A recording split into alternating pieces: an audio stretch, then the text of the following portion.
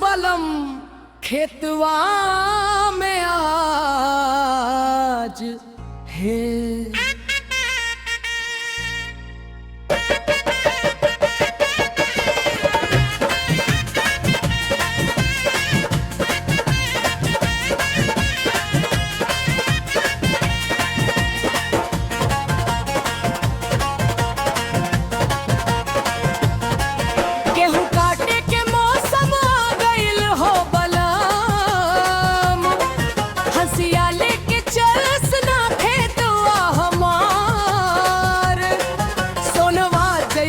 बलिया लहराए देख के खुश हो जाए दिल के संसार। धूपवा चमके पसीना टपके संग संग काटी गेहूं के बाल। तोहरे संगिया काम करे में लगला हमके बड़ा कमाल।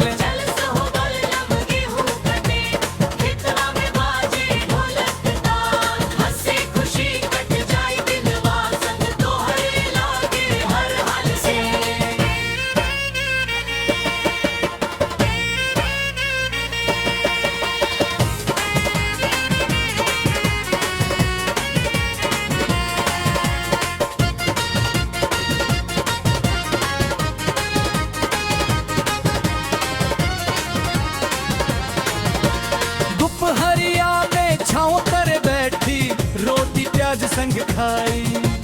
तोहरा संगिया खेतवा में बैलम दिलवा हमार मुस्काई।